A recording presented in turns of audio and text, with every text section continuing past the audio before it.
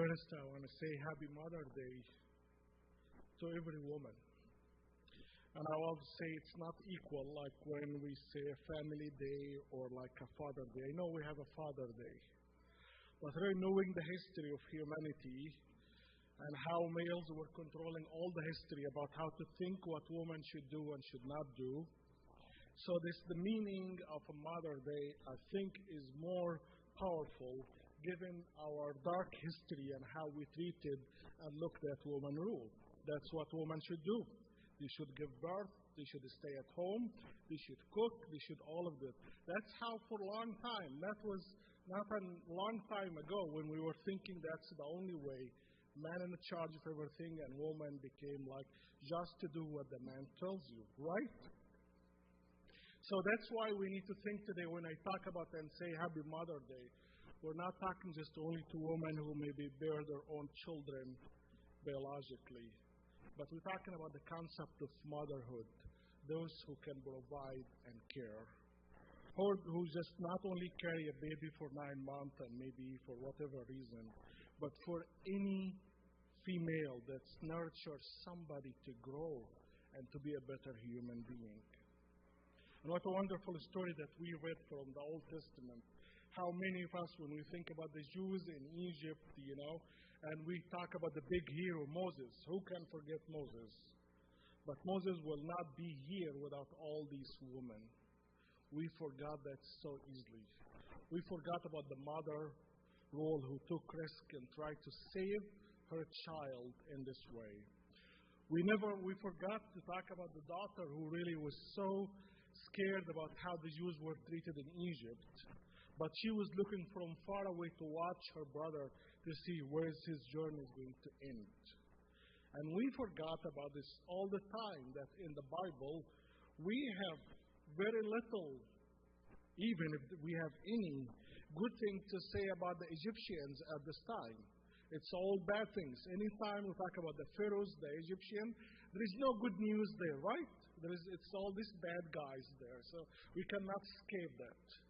But this is one of the small things that's really, we went quick on it.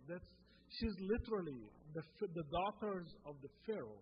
She is the second woman in the biggest nation at this time. She adopted this son. She brought this daughter and said, I want somebody to take care of him. This happened in the middle of how the Egyptians looked at the Jews. They looked at them racially. They are dirty people. They are not clean. And that's why they let them take care of the animals to grow and be a shepherd. If you are interested in the ancient Egyptian history, the ancient Egyptians do not do anything with sheep. That was called like a dirty work. So actually there is begs to do anything else. The lowest thing, those people who can raise sheep. So it's not like you today or like thinking about the good shepherd with goats and sheep. This was not how the Egyptians thought about. So the whole image of about who Jew is, this is the people who are racially less than us, who are from economic perspective, they are the poorest of the community, and they are working in the dirtiest career in the country. That's why the Egyptian pushed the Jews to work in a specific land and work in a specific area.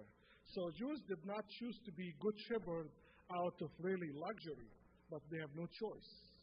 The Egyptian cannot be successful with the sheep. We can be successful with the sheep. They think it's a dirty career. We can make money out of the dirty career. So imagining this really how the gap between how the Egyptian and the Jews were thought of each other. And in the middle of that, a woman, we have no idea what's her name, what she did in history. And the story goes like in one verse, like she just brought somebody to take care of him. And when he grew up, she brought him to the house. And we know that Moses was nurtured by the Egyptians. Yes, they were bad in many ways, but they taught him the wisdom. And we know that one woman took care of him. Maybe Moses will not be here today without all these women that we talked about. So happy Mother's Day to every human being, and especially to every female who never gave up on nurturing and caring.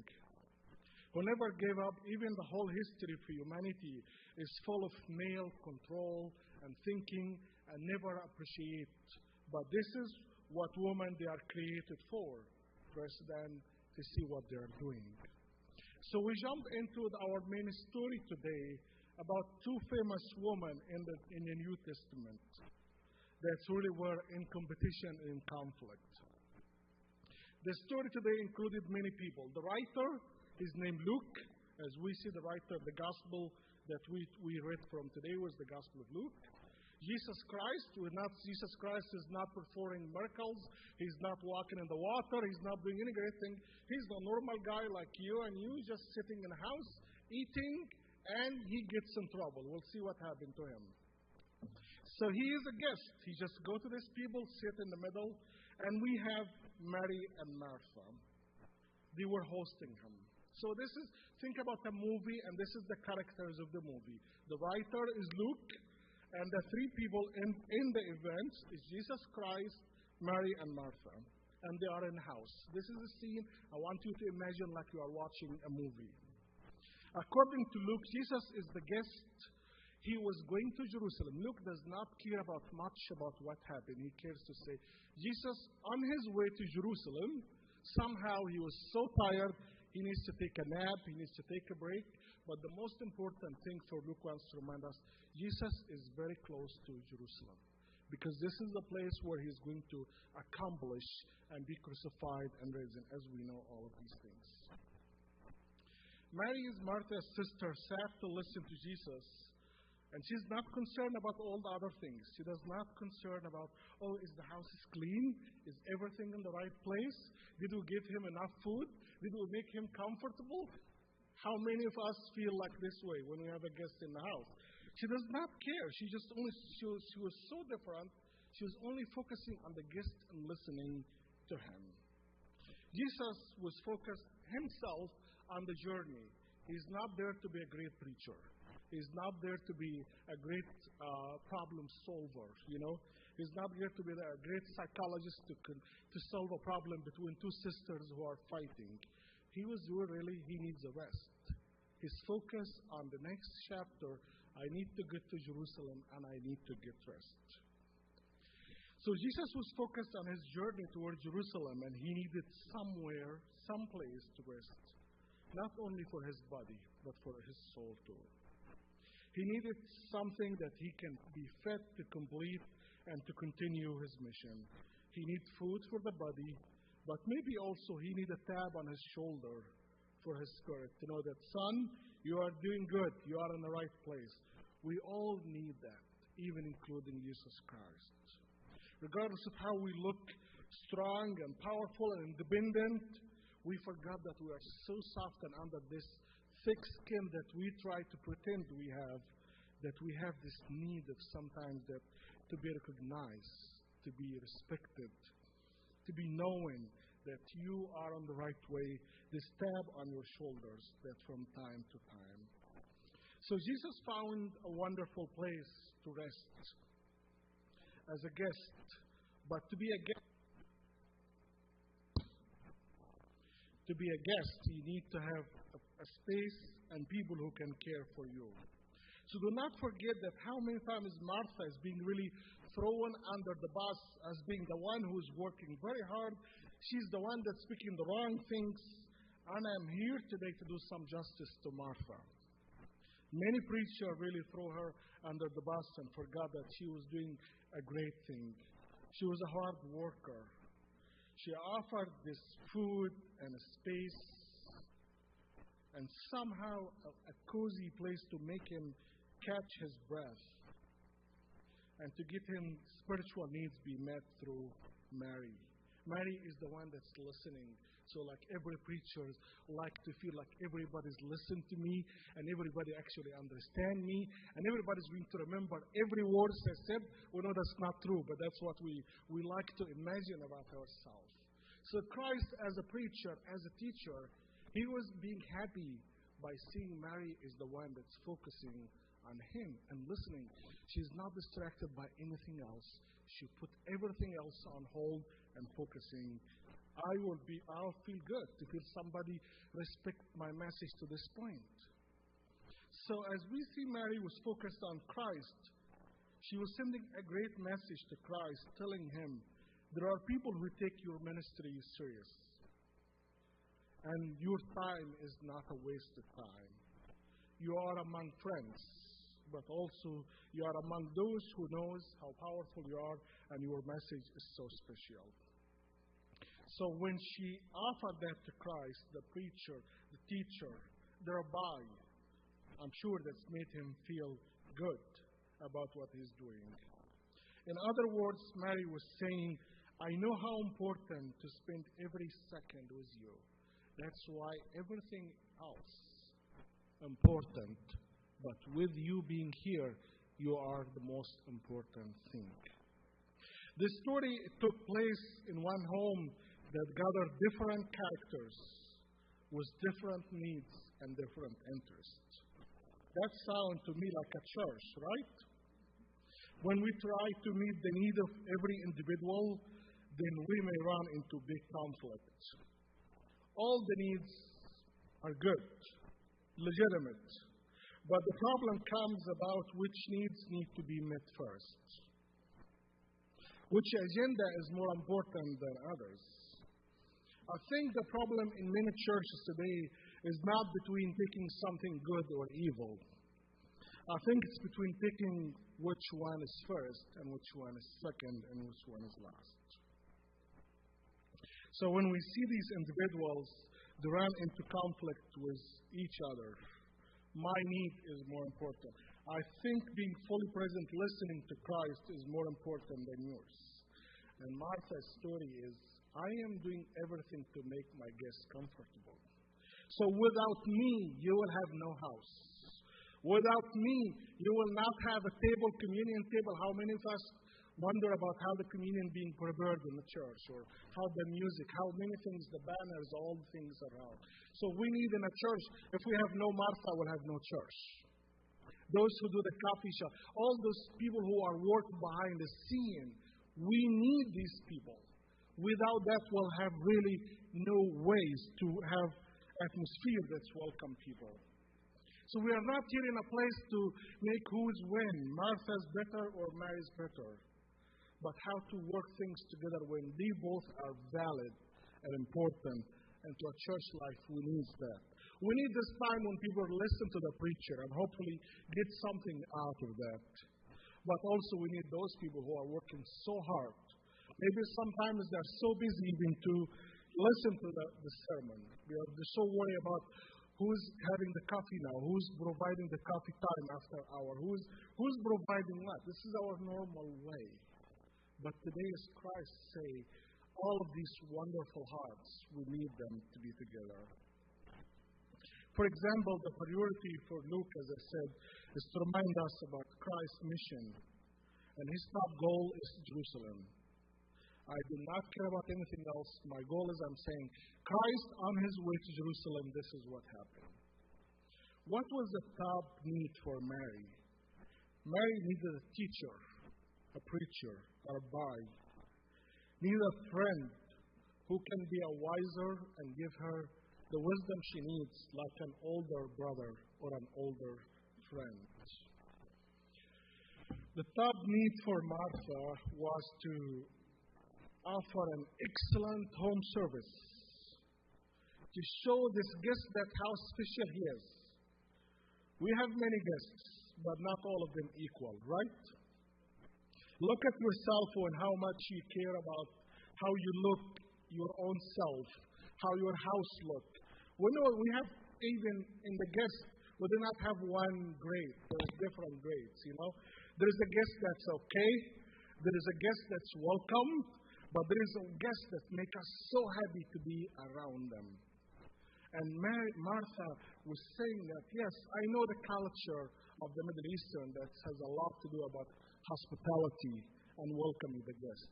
But this is a special guest. So she was doing the extra work. For Christ, I need to rest. I need my body to take a few hours of nap so I can catch up my breath. And I need also support for my soul to know that I am on the right track.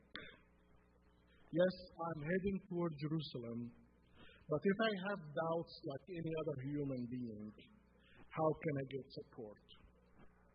When we combine all these needs and try to find a way to make everybody happy, can you make everybody 100% happy?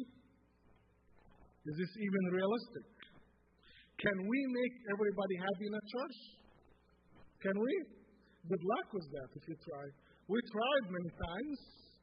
So just even to acknowledge the problem that there is no a system, there is no a church, there is no a way when people come together that you can make everybody happy 100%. Just acknowledging that's by itself gave us some relief. It's not an easy way to see the story as an answer to everybody, because all these differences bring conflict very easy. I see the story is an opportunity to rethink, to speak your mind openly, freely, and to think bigger about things and take risk through reason and faith. Everybody in the story is a great hero, and everybody is courageous enough. All of them took a risk, and I can name it to you how everybody took risk in the story. Mary challenged the normal expectation of what woman should do. When you have a guest, you are a woman who do everything but behind the scene, and especially if the guest is a male. You disappear from the house. You do not look. You do everything you're supposed to do. Everything looks perfect. You are a voice behind the curtain. That's the expectation of a woman who is a guest in the house. So Mary did not care. She violated all of that. First, there is no curtain. She is face to face with this guy. She doesn't worry about how people will say about the male and female being in the house together. She cared about just being, I know that I'm in the presence of somebody so special. That's a risk. That's a risk when you violate the rule and the tradition of your culture. Mary challenged the normal expectation of woman rule to host a guest, and especially if the guest was male, as I said. She was not captive what people will say. She did not care. Do not forget, we're talking about that. This was 2,000 years in the Middle East. And if you are aware about the restriction about women's rule until today in the Middle East, you know how much what Mary did was really violating a big rule. And we jump into the second character is Martha. And I really have a lot of empathy for her because I know that many preachers and many pastors easy to just look at her role as a negative. And she's the one that's picking the wrong side. Maybe that's part of the truth, but that's not the whole picture. Martha was the most courageous in the story. She was very sincere. She's working very hard. When you work very hard, you can easily get burned out, right? You get emotional. You got a lot of crazy ideas in yourself. You start feel like a boiling pot, like that's how it happened inside you. And what happened? We just keep it boiling, and then we explode somehow. You have to give this woman a great credit that she trusted this guest that she can tell him what she's feeling. She can keep her feelings toward her sisters. Just nobody will understand me. Nobody will listen to me. Everybody believes this lazy girl who's just sitting there, and I'm not going to open my mouth and share my struggle with anybody. This is the top dangerous level when we are so upset and we have this kind of self-talk and self-pity sometimes. But this woman, she was very courageous. She said, you know what? I'm going to share with him. Martha was most courageous and sincere because she talked about her issues. She was saying, I did everything expected and even more. but my head is spinning with many thoughts. Many thoughts that is bothering me and makes me angry. When she shared her feelings with Christ, she added to her credits as being a hard worker and also as an honest person. And also telling us she's not an angel, she's really a human being. We like to encourage those people who work very hard in the church. And we get surprised when they get the temper or getting angry or sometimes just changing things. And we forgot that we're all human beings. We're not angels.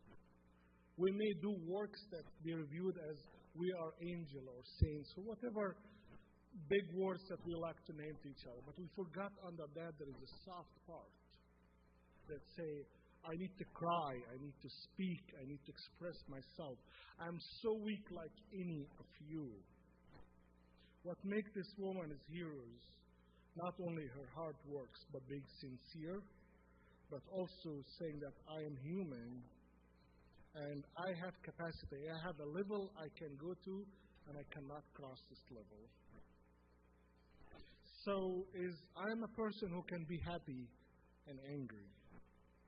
I'm a person who can be very close and self-giving, but at the same time, I can be a person who is trying to fire up against everybody and point fingers at everybody and say what everybody's doing.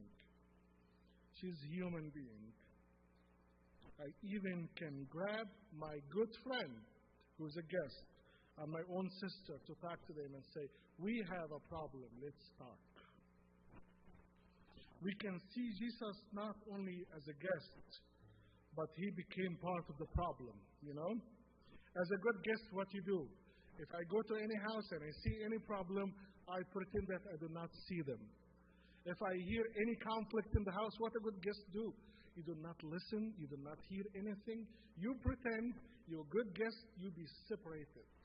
Christ violated the rule of a good guest. You pretend that you do not see, you do not hear. You try to keep everything in a good way, and if there is any words will come out of your mouth, will be a nice words, right? That's the normal expectation of a guest. So Christ himself could not play this role because really Martha put him in the side, like where he needs to answer. And Jesus graciously accepts to cross the side and to say, yes, I know that I'm not the guest anymore. I'm your older brother. I'm your friend. I'm listening to you. When we can see that not only Christ as a guest, but also became a friend and a teacher through Martha's question. So Martha brought Christ into the depth of the conversation. The normal expectation is Christ is on the side of the conversation. He's happened to be in the mess of two sisters not happy for whatever reason. He can be the outsider, the good guest. But really Martha is holding his hand and grabbing him to say, you are in the middle of this. You are not outsider. You are part of our family. So Martha, again, this is another credit you have to give to her. Martha reminds Jesus that he is the teacher. And when you are a teacher or a rabbi, then that means you have something to offer. And we have a problem. She trusted that Jesus to be a good judge. Jesus also did not act as a guest according to the culture, but he said, I'm also the way and the life. And I'm your older brother who can tell you things that many times you like, but sometimes you will not like. But a good brother or good friend is not the one that's going to tell you what you want to hear, but is going to tell you the truth as an outsider. Jesus' answer to Martha came not as a condemnation, but as an opportunity to rethink about what is important and what is the most important. Jesus was not there for a long time. He was there for a short visit. He wanted to leave behind him a good heart and a good mind. Jesus was advising Martha to put things on hold. to capture the moment that you cannot put on hold.